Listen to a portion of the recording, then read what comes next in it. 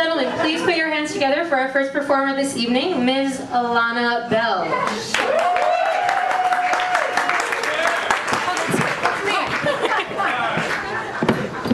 She's never met me before, so I mean we met like out there, so I was like, is that me? Is that okay? How's everybody doing tonight? I said, how's everybody doing tonight? Come on, you guys, live. All right, here we go. So Jake asked me to do this reading. He's like, so I'm going to tell you about the reading. It needs to be Jewish and avant-garde. I'm like, great. None of my Jewish stuff is that avant-garde. So I'm going to do kind of a mix, but we'll see how it goes. Shema Yisrael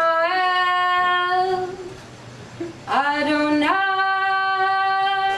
Elohim. Because I wear this star tight around my neck and buried under clothes, I bear the weight of my grandmother's hunger. Graceless, the roots of a forgotten tree, rising, burning into skin, something unwanted. Antique silver studded with stones, it weighs less than 1 gram, pushes me underground where breathing is not, and bones outnumber the fight of the living. Bread is better than gold here, and this too shall pass through her, to me, to my daughter. I will give her this heirloom to wear and not tell. Let her find out for herself this dream of burning skin, and how Grandpa danced the horror in the face of death, how he traced each day with bloodied fingers those words scratched into the wall by the prisoner beaten before him. Gamze Yavor, this too shall pass. I look across the Shabbat table. Imagine this elegant woman in her $400 suit of lamb's wool, digging through trash cans, fingers skinned raw like potatoes, searching for something, an unwanted peel. Some things have skipped a generation. This love of fine shoes and the taste for potatoes. Other things belong to you alone, Grandma, that spiked tongue. At 12, you told me, watch your cake intake, Bibele, you're looking a little chubby. At 18, I came out in red velvet bought for Michael's bar mitzvah. Ech, you look like a whore in that schmatza. Now you wrinkle your nose in disgust when Anthony comes to dinner. What's he doing with his life with you? You could do so much better.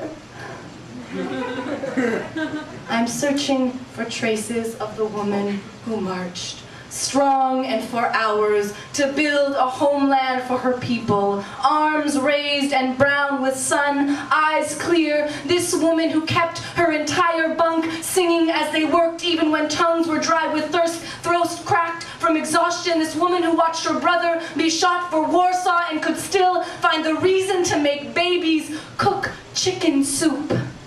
Grandma, I'm sorry that I have forgotten the Shema, that I never wanted to make Aliyah to the land birthed through your sweat and the murder of loved ones, that you had a family before mine whose ashes made possible the creation of my mother and then me.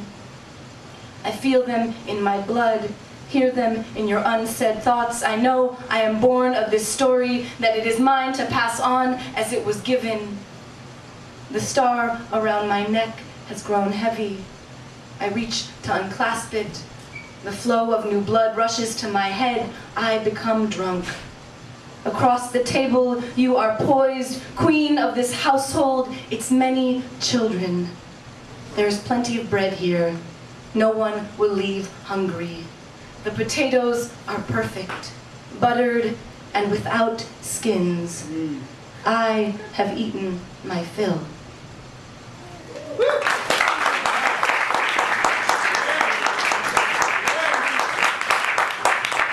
So I read a lot about my grandmother and about eating. Yeah. We're Jews, we like to eat, right? Clap if you like to eat. You know? Potatoes. Potatoes, chicken. So this poem is called Fallow Harvest. When I skip a meal and let the hollow settle in like an old sweet dog, I know I could become one of those girls with stick hair and hip bones sharp as stone, who laugh with more parts air than sound. I could refuse the egg-glazed braided bread, the shining chicken sliding off the bone. All the extra fat that makes me Jew could be shaved away. Grandma's heavy roast, stuffed into the buried hole no one at the table sees, replaced with air, a nest of swallowed air. What else can I deny? Lipstick, toothbrush, hair undone, the fuck. I'm done with the animal part. What ties me to the pig grunt? Blood, stink of it, this meat, these teeth, this open, blackened mouth. Eat, eat, eat the flood and waste of it. Chew the salty river from the bone.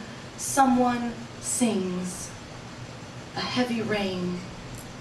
From the churned up soil, something, a stalk, a bud, grows.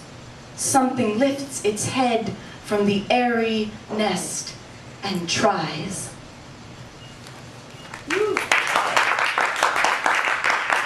And I have one more poem I want to thank Jake for inviting me to read, and Mimi Makim and Oihu. Give it up for the Bowery Poetry Club for having this wonderful event. This is called Impossible Poem, and it is for Suhair Hamad, who is an excellent Palestinian poet. So again, Impossible Poem. Is there a tent where we could sit together? Eretz Yisrael, your father's stolen house, the olive branches split. You sing of his lost ocean wherever you go.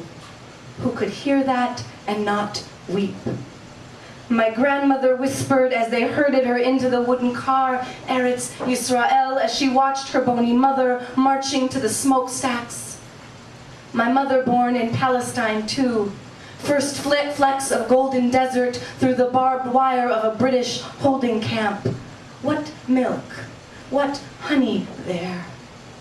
I know about the massacre at Deir Yassin, about the wall destroying the fields of Bil'in. Noam Rosenman was 16, strolling Ben Yehuda Street when the bomber pulled the cord. Suhair, what tent? What field, what hands laid bare, Eretz Yisrael, what wheat, salted bread, what olive branch unsnapped, what poem, what can write the land Palestina wide enough to hold us both, our bodies woven into bend and lift, our hands curved toward harvest, curved in prayer. Thank you.